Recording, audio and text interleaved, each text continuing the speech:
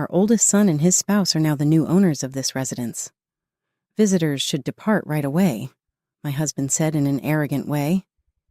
Even though I paid the mortgage, I was taken aback by my in-laws and husband's nasty remarks.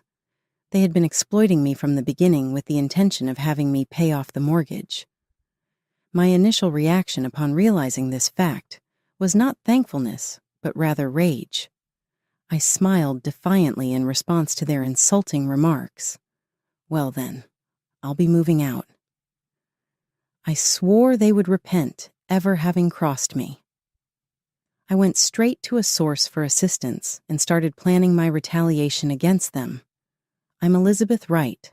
I'm 48 years old, a lawyer in a law company, and I now take care of my husband's parents and myself. It all started when I handed my in-laws a house. At 30, I tied the knot with Owen. Not long after, my father-in-law had an injury that prevented him from walking and forced him to use a wheelchair. Since my mother-in-law was already elderly and in need of care, I gave them a house that was easily accessible. We thought about public housing at first, but I proposed that we relocate them midway between my husband's employment and mine, so that we would be close by in case of emergency. "Oh, Elizabeth, we're so grateful for you to let us live in this house," my mother-in-law exclaimed in awe. I wanted to return the Wright family for their goodwill, since they had greatly assisted my family. My father died before I was married, leaving behind a significant debt that left our family in a difficult financial situation. We battled and took on additional debt in an effort to make ends meet. My father's debts were settled by Owen and his parents. Owen echoed his parents' words, saying, "If you're worried about the debt affecting our marriage, we can take care of it. This debt stems from a company failure rather than irresponsible expenditure." "We're delighted to help," my mother-in-law said. "Families ought to help one another during difficult times. That's not a source of shame," said my father-in-law. At that moment, I couldn't describe how lucky I was to have someone like them in my life. They treated me like their own daughter, always asking if I needed their help in anything. My father and I were quite appreciative to them for taking on the majority of the debt in silence. Their encouragement moved me, and I pushed myself into preparing for the bar test. Roughly $50,000 was borrowed in total from my husband's relatives. I was going to pay this loan back as soon as I graduated from law school. I didn't want to have to live with it forever. My ultimate objective was to become a lawyer by passing the bar test. I committed myself to my studies, determined to pay back the money I owed my in-laws. It took me a long time, but I eventually passed the bar exam. My in-laws and father rejoiced at my accomplishment, and I was thrilled to start my legal profession. I was able to get employment at a legal company pretty fast, and the director was quite helpful. I picked up a lot of knowledge from more seasoned senior attorneys, which helped me progressively advance. I eventually acquired exclusive clientele, and I currently occupy a prominent role inside the company. I was able to completely pay back the debt owed to my father and in-laws, since I am a female lawyer making over $100,000 annually. But my father passed away quickly after my mother, leaving me alone. Owen made me an offer at that same moment. "You're a strong lady who can stand by herself, but I want to be the one that encourages you. Please think about getting married to me, since I will always love you," he stated. As a result of his comments, we decided to be married, hoping for a life together. My father-in-law was engaged in a tragic accident around that time.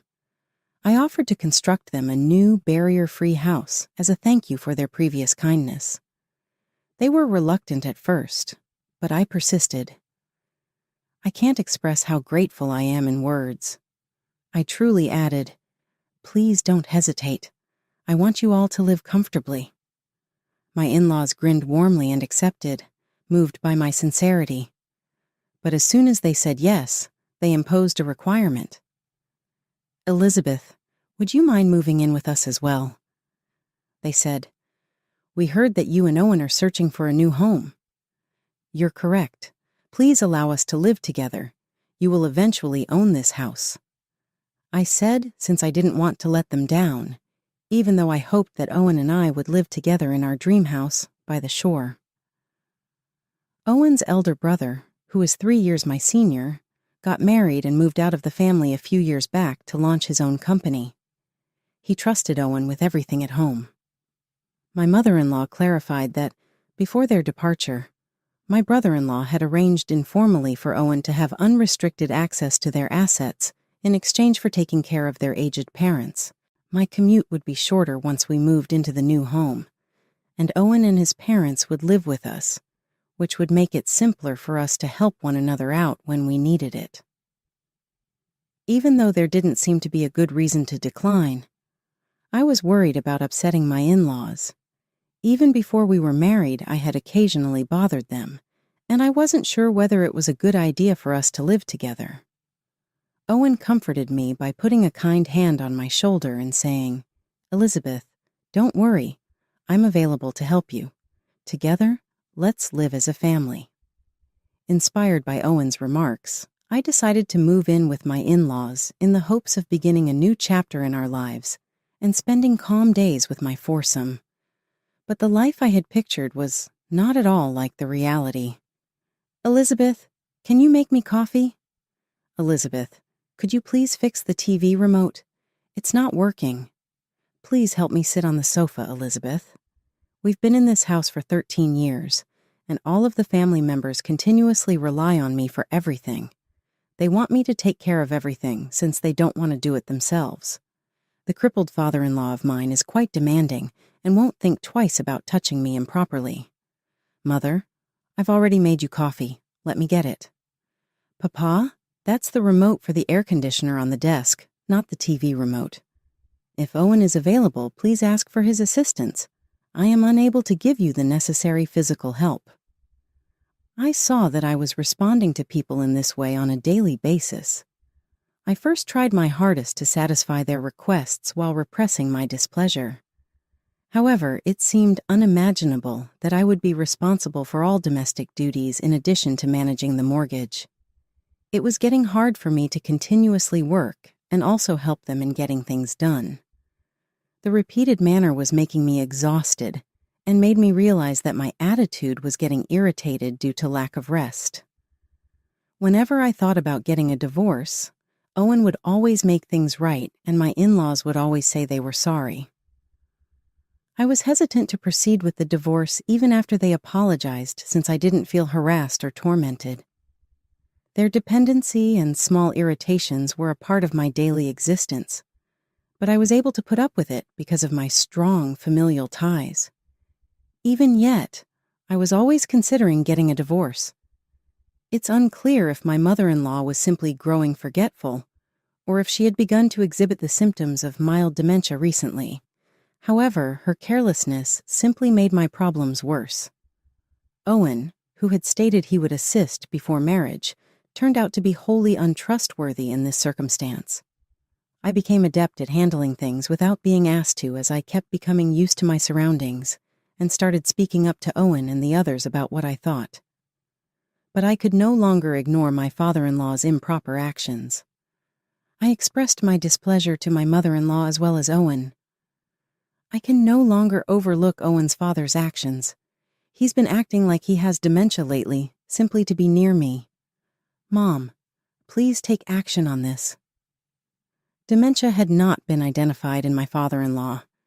He was evaluated, to be exact, but the diagnosis was ambiguous because his symptoms were modest. It was in the middle ground.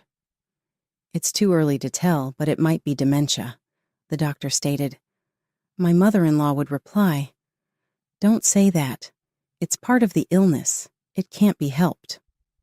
While it is true that individuals with dementia may exhibit similar behavior, this is often the case when the condition is further advanced. All my father-in-law was doing was using the word dementia as a cover for his improper actions. My in-laws made the arbitrary decision that it was dementia even after the doctor clarified that it wasn't, and they have since used it as an excuse in awkward circumstances. I could understand if it had been a genuine case of dementia, but it is unacceptable to use someone else's illness to make them suffer. I talked to Owen and asked my in-laws for their opinion, but Owen always thought it was bothersome and continued putting off taking any action. I was about to lose patience when something unexpected happened. When the payments are finished this month, I'll be able to put an end to my misery. I was tidying my diary and the home account book one day on a trip. I was looking over the bank book when I saw something that cheered me up. My in-laws' mortgage would be paid off by the end of that month, at long last. I felt like I had accomplished something and that a big weight had been taken off of me. I was thrilled to think that my financial load would lessen and that I would have more money to spend as I pleased. But I was unaware that the actual test was about to start. During a family meal one evening, Owen unintentionally brought up the mortgage repayment. "Elizabeth, this house's mortgage will be paid off in full this month, right?" he inquired. He had never brought up the mortgage before, so I was a little surprised by his abrupt inquiry. But as he poured a drink of beer from a bottle, he grinned heartily. "Indeed, it is accurate. But why are you discussing this at this time?" I answered. "Because really, we ought to celebrate? Elizabeth, you've put in so much effort. To show my gratitude, I would like to organize a lavish celebration," Owen declared. I couldn't contain my shock at his unexpected remarks. Owen's acknowledgement of my efforts and understanding of the weight I had been bearing moved me. I was appreciative that he thought of me, even if I wished he had assisted with the chores a bit more. My frustrations vanished at the sound of his words, and a happy smile sprang on my face. "Owen, I'm really grateful. Am I able to genuinely anticipate the festivities?" I inquired. "Obviously. As a family, we will talk about it and start the planning." "Elizabeth, just wait," Owen answered. His comments gave me relief, and I looked forward to the celebration that was coming up. But this joyous sensation was short-lived, as I soon had to face a harsh reality. I accepted Owen's invitation without question, not realizing that my in-laws were also part of the plans. Owen and my in-laws summoned me in for a discussion a few weeks later. At that point, my work had slowed down, and I was feeling really happy and thought it would be the ideal opportunity for a party. "I apologize for the unexpected call," Owen said. "There's something important we need to discuss." I said, "That's fine," not giving it any thought. "Today, as a family, we have something significant to talk about with you, Elizabeth," Owen said. I was surprised by how serious the tone was. Why were they making it seem so serious when, in my opinion, this gathering was supposed to be a celebration? I made the decision to wish they would simply talk normally. "Actually," Owen said, "now that the mortgage is nearly paid off, we want you to move out." "What?" Startled by the unexpected remark, I blurted out. They desired that I vacate the property as soon as the mortgage was paid off? What did I hear? Was there a miscommunication? I was unable to properly comprehend Owen's comments since they were so unexpected, which rendered me dumbfounded. My in-laws didn't wait for me to comprehend anything after noticing my uncertainty. "We've sold this house to our eldest son and his wife," my father-in-law said. "Huh?" I let out a cry of shock, my head reeling. I was unable to understand what was going on. It was too much to learn that Owen's older brother and his wife had inherited the house and that he had been abruptly advised to leave. For this family, what did all of my efforts mean? Did this signify the end of my role? But I was unable to put up with such an unjust and absurd circumstance. "Your role here is no longer needed now that we have this wonderful house," my mother-in-law went on. "You are no longer needed because we now own the house and have endured you until the mortgage was paid off." I was really appreciative to Owen's family because I had shared this place with them. I had assumed their hospitality was sincere, so I had stayed without complaining. But now I understood that it was all a performance. Their scheme to take advantage of me included even their assistance with my father and myself. I was really disappointed and felt betrayed by this harsh truth. It was heartbreaking to be abruptly rejected by a family I had placed so much confidence in. The trust that I had gradually gained broke down in an instant. My heart was broken because everything I had held dear suddenly looked unreal. They took a chance on me, believing that despite the danger involved, there would be a big return, because they knew I was putting a lot of effort into becoming a lawyer in order to pay off my father's debts. It was a plot to force me into purchasing the home. My mother-in-law said, "We expected a good return if we showed you some kindness. Ever since you and Owen were dating, we thought the investment wouldn't go to waste. When you were happy just because we showed a little care for your father and gave us expensive wine as thanks, we thought you were easy to manipulate," she said. Before my father's company failed, my family was well off back then. Now I realized that Owen had known I wanted to be a lawyer and had been eyeing my family's money since the beginning. He gained my whole faith in him and his family because of the way he behaved, even though I was unaware of their genuine motivations. I was shocked at how stupid I had been. "We devised this plan for that reason," he stated. "We believed that if we owed your father money, we may receive a sizable reward." I found it hard to take in their arrogant and self-assured remarks. "It's a huge success, then. We found a gorgeous new home that is ours. Everything will belong to us when the mortgage is paid off. You shouldn't care about what we do with our land," they said. They spoke with a cold calculation, and I found it hard to believe that any of it was true. It took me a while to completely realize that everything had been carefully thought out beforehand. They had been patiently waiting for this moment for the past 13 years. My father and I were only objects to them, never really loved.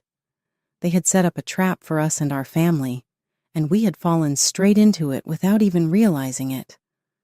When this startling realization hit me, I started to feel black within. My feelings plunged into a chasm as if I were perched on a precipice. Despair is the ideal word to describe how I felt at that very time. I was unable to fully comprehend the scope of their ideas, deeds, and carried-out strategy. Their remarks struck a deep chord in my heart. "So, outsiders like you should leave this house immediately. You have no place here anymore." I was really taken aback to learn that I was no longer required in this home. This house, which had once provided me with a haven of warmth, love, and serenity, had now collapsed into nothing. My life had come to an end, and a new lonesome adventure was about to start. "You can't go right now because you have stuff to pack," Owen stated. My mother-in-law said, "You'll really be in trouble if you try that. Let's finish it tomorrow." She said, "I'll give you till then to carefully pack your belongings and depart." My father-in-law said, "The Wright family now owns this house, and I will see to it that the divorce is concluded. We're not a couple anymore, and I'm sick of you bugging me all the time. When you leave this house tomorrow, make sure you've signed the paperwork," Owen said. The phrase "Wright family" made my heart ache. Now it was brutally obvious that I had never really been accepted by them from the start. Had I been unfairly treated and had to put in a lot of overtime juggling my job and home since they didn't consider me family? My response to all of these intertwined queries was a sour grin. "I was deceived by your family from the start," I said. "You're correct. Are you really so dumb? Are you not understanding?" Owen shot back. His harsh remarks caused something within me to shatter. I carefully lifted my head, looking down, and offered my in-laws an unexpected answer while forcing a grin. "I will then move out," I stated composedly. My heart could find no more justification for being with the Wrights. Their dishonesty had occupied all those days, and now my life would follow a new course. My in-laws couldn't disguise their astonishment when I chose to leave the house without opposition and put on a brave front. "You're being quiet, aren't you? Do you have any surprises planned?" With suspicion, My mother-in-law inquired. "No plans," was my response. I thought my life had reached its lowest point after hearing such an unbelievable story. My affection for their family completely disappeared at that instant. "I'm going to pick up my stuff and head out. I'll appropriately sign the divorce papers, and my attorney will get in touch with you to discuss the property split later." I said, "Goodbye, and thanks for everything up to this point." I went back to my room without waiting for their response. I fought back tears as I packed my possessions and methodically thought through my next course of action. I just could not let it finish without a reaction after receiving such appalling treatment. Until they went through the same anguish, sorrow, and injustice I had, I would never be at peace. I was packing when I quietly thought of methods to avenge them, carefully plotting out how to cause the most suffering. My mind was racing with ideas as I carefully contemplated what I should do next. I couldn't express how angry and disappointed I was with my in-laws, but I remained composed and looked for the best course of action. They needed to understand the full ramifications of their acts. My retaliation couldn't merely be an emotional tantrum. That was the beginning of my new existence. My phone rang out of nowhere while I was packing. As soon as I saw the caller's name, I started to formulate a plan. I had no doubt that this individual would stand with me. I picked up the phone right away and explained the difficult circumstances I was in. The caller paid close attention, and we swiftly came up with a strategy for the future as a team. After packing, I left the house I had lived in for years in silence, not even saying goodbye to Owen and his family. I resolved as I was leaving to cut all communication with them, removing their contacts from my phone and deciding not to reply to anything they sent me. My choice soon began to pay off. As I was going out, my misery was turning into rage. All the time I've spent in this house started feeling like a penalty, even the good memories. I was desperate to get revenge on them for throwing me out when I shared genuine feelings with them and treated them like my very own family. I got a ton of calls from my in-laws the day after I moved out. We'd been together for a long time, so even though I had erased their numbers, I had strong memories of them, and they were on my mind that morning. They must have discovered that I was gone and comprehended what had happened. I did not intend to answer their calls, though. I grinned slightly and reveled in my decision-making dominance as I took a quick look at my phone. I was comforted at that same time by the person who had given me a new home to live in. "You don't have to answer the phone at all." With gratitude, I nodded in response to what he said, prepared to start over. A new chapter in my life was about to begin in a new setting. Owen started phoning after my mother-in-law stopped. To me, his calls were just intolerable. I ultimately switched off my phone and terminated the service completely, because I could stand it no longer. This move was an unambiguous declaration that my relationship with Owen had ended. After 3 months, I had moved into a new apartment and was no longer under the strain of living with my in-laws. My everyday life became more fulfilling as I was able to concentrate more on my profession. I had no limitations from the past and was living life to the utmost. People in my immediate vicinity saw a change in me. I was glowing after the divorce. My smiles brightened my face, and I became more upbeat and amiable.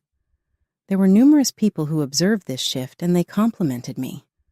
My relationship with my in-laws used to mentally burden me, so I made the decision to value and forge deep bonds with my coworkers instead. I made the decision to work harder at my work and give priority to talking to my coworkers. My office's receptionist abruptly became visible on the floor as I was making this decision, telling me in a hurry, "Miss Elizabeth, there's a parent and child at the reception looking for you." I hurried to the reception after hearing her report to find out what was going on. Something unexpected was going on, judging by the anxiousness of the generally calm and courteous receptionist. Something important must have been upsetting her. A coworker sensed her nervousness and volunteered to come with me. We made our way to the lobby together, and when I saw who was there, my expression completely altered. "Mom, there's Elizabeth." Owen and my mother-in-law were both raising their voices inside the office when I heard the voice. "How are you able to achieve this, Elizabeth? Breaking off communication is unacceptable. Are you aware of the situation we're in?" Their irrational actions astounded me, and I couldn't help but wonder why. The fact that other people in attendance were obviously offended by their behavior, along with their irritated look and months-long absence, added to the severity of the issue. Upon identifying the irregularity of the circumstance, more reception employees informed higher authorities, and shortly after, the office manager materialized in the lobby. "Miss Elizabeth, the conference room is prepared. Do you want to talk to your in-laws there?" the manager said. I accepted the proposal after having previously told the management everything. I was nervous about traveling by myself, so I took my colleague, the attorney I had retained for the case, along with me. I tried to contain my uncertainty and irritation as I made my way to the conference room once they acknowledged his presence. I was upset and nervous about the unpredictability of the situation, but I was also somewhat soothed by the manager's calm handling and decided to move cautiously forward. Owen and my mother-in-law gave me a very angry look as I walked up to the conference room. They were in a difficult condition, but they looked annoyed with me taking care of my task. Their mannerisms and facial expressions conveyed their emotions. We sat down and gave each other glares. The manager and another guy came into the room. "I apologize for being late. How come you're here?" I inquired. My brother-in-law, who is Owen's brother, was the person the manager brought. He just stood there, clearly angry as he glared at the two. "There is nothing to talk about. You truly did something ludicrous." Former gang leader turned construction firm owner, my brother-in-law was well known for his uncompromising opposition to dishonesty. He had taken care of me for several weeks in a women's dormitory after finding out about my circumstances. He offered his help right away, knowing about the housing predicament with my in-laws. Why wasn't he informed of this when my in-laws instructed me to depart? They stated that their oldest son and his spouse had purchased the house from them. Nora told me the truth, which I verified. "Did you really believe you could treat Elizabeth in such a horrible way and get away with it?" Owen and his mother seemed shocked as soon as Nora's name was spoken. Nora, the spouse of Owen's brother, was the one who orchestrated this whole thing. She had always had a vendetta against me, for reasons I couldn't quite figure out, being the wife of the oldest son. She had become a housewife by choice, even if it had been my brother-in-law's dream. Because her parents had followed these conventions, Nora had grown up believing that women should be the caretakers of the house. Those women who did not share her ideals, it appeared, were not real women. It's possible that my over 40 years of active job engagement were too remarkable for her. Furthermore, I found out from Owen that Nora had trouble cooking and that my father-in-law and brother-in-law had both begged my mother-in-law to help her. However, I did a good job of juggling domestic duties with my work, which may have added to Nora's jealousy. Nora used to tease me about not doing the housekeeping or leaving it to my husband every time she saw me. Nora may have been even more dissatisfied because my brother-in-law consistently stepped in, despite her scathing remarks throughout the years. He affirmed Nora's choice to work and assist with household chores, stressing that her passivity was her own decision and not something she ought to place on other people. Nora turned her aim toward me when my brother-in-law forewarned her. Nora said that she had planned the whole plot to seize the house and compel me to purchase it. She had conned my in-laws into carrying out this scheme because she thought that when they moved into their own home, they could carry on acting if nothing was wrong, and that I wouldn't object. They were all implicated. Nora had devised methods to keep my brother-in-law in the dark, and Owen had taken a payoff for his part in the plot. My brother-in-law was the only one in the dark. If he had known, he would not have allowed these stupid acts to continue. He must have felt sorrow over this scenario, which probably explained why everyone was always so quiet when he was around. During his trips, my in-laws did nothing. I guess they were afraid of what would happen if he found out. The manager and his present colleagues observed the scene with shocked looks. How do we deal with this? I firmly declare that I will not forgive even a small portion of the insults I have received, Owen retorted. But it was Nora's suggestion, right? Her clever language led us astray. It wasn't deliberate. Not intentional, you say? My tolerance broke at Owen's comments. With a red face, I got up and yelled at Owen and my mother-in-law. After doing something like this, how can you pretend you had no bad intentions? How much suffering have I gone through in the past 13 years? Do you have any idea? I started crying with rage and fury as my repressed feelings came to the surface. Despite all the challenges I had endured, neither Owen nor my mother-in-law had ever seen me weep before. I never showed my tears, even when my father-in-law acted freely and was wrongly believed to be unwell. I was always a powerful, unceasingly happy lady to them. It must have shocked them to see me cry and raise my voice like that. Are you aware of my gratitude toward you? How much did I want to give you back? I will never be able to forgive you for believing that my concern for my father was driven by such awful intentions. My brother-in-law came into the conference room with a companion as I was speaking. A man in a black suit sat down across from us and stared at my in-laws. You will have to take responsibility for this, he said. What? What is happening? My mother-in-law let out a startled exclamation. This man represents me. My brother-in-law hired him. He is a well-respected lawyer who serves as my mentor. We plan to pursue damages for the unjust treatment I've received. I said coldly. What are you trying to say? There's no use in digging up the past right now, my mother-in-law said. With a calm demeanor, the lawyer adjusted his spectacles and retorted, The past is very relevant. The case is fully viable given the available evidence and the foundation for a potential future damages claim, particularly considering that at the time of the divorce, there was no agreement not to seek property. The window of opportunity for pursuing compensation is unrestricted. The attorney pulled an SSD out of his pocket as he was speaking. My in-laws watched in disbelief. What's that? Elizabeth has been maintaining this record. All of your horrible deeds have been recorded as data, and her PC included a webcam for online meetings. When my in-laws found out, the color faded from their faces. Elizabeth worked in the living room most of the time. The lawyer pocketed the SSD and Carly stared at my in-laws. The harassment you caused in that space has backfired, he said, pointing out that modern computers frequently have built-in cameras. Elizabeth already has the title to the house, and you're about to be evicted. We will file a lawsuit right away, so please make the required financial arrangements. Are you saying that it has been moved to her name? I asked.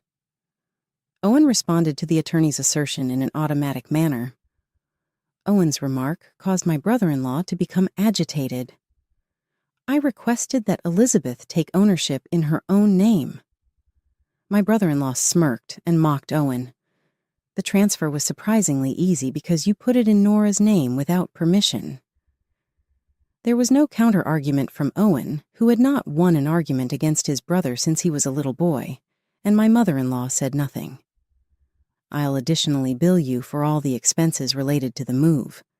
Considering that it was the result of your improper acts, that is only just. Folding his arms and glaring them down, my brother-in-law stated angrily, If you don't address what you've started, we'll be in trouble too. He took a hard position, leaving the two stunned. In addition, my brother-in-law had called Nora, his wife and the driving force behind all of this, to notify her that he planned to file for divorce. Elizabeth, I really apologize for implicating you in this.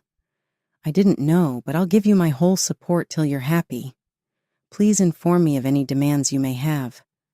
I have a duty because my family is the ones that carried out this action. I may still be in pain if my brother-in-law hadn't called that day. His assistance was invaluable, and I now recognize how critical it is to have a companion. I appreciate his warmth and compassion. I will never forgive you for taking advantage of my and my father's feelings for your own benefit, I firmly stated, giving the two a look. Whatever compensation you pay won't make a difference.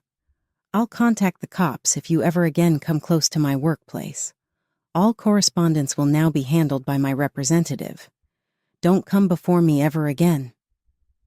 My in-laws left the workplace after the manager and my co-workers saw the entire interaction and made sure they couldn't hide the truth. Owen and his family left the house shortly after, and my brother-in-law was able to secure a $70,000 compensation settlement. I had hoped for more, considering the expense of the house, the reasons for the marriage, and the mental and physical pain I went through. But after talking with the attorney, we decided that this was a reasonable settlement. I appreciate my brother-in-law's apology, which I accepted. This was a big result for me because the average settlement for moral harassment is about $30,000. I was only filled with thankfulness. Thankfully, the house was given back to me a few days later. My brother-in-law made sure that everything was properly retrieved by supervising the moving of the appliances and furnishings. These days, the house is rented out. It's too big for me, and not using it felt wasteful given its great location and accessible characteristics. I took my brother-in-law's advice and rented it out. As per my brother-in-law's decision, Nora is presently putting in a lot of overtime to pay off the loan. She works from dawn to night, and Owen and my mother-in-law also have similar schedules. Because of his infirmity, my father-in-law uses part of his pension to pay back the loan. Their lives are obviously difficult. The fact that my brother-in-law turned out to be a reliable individual relieves me. Years have gone by, and I'm still practicing law. The monthly payments are going well because of my brother-in-law, and they should be finished by the end of the year. Even though I thought about suicide a lot when things were bad, I clung to the hope that my efforts would finally pay off. That idea has come to pass, and I now greet every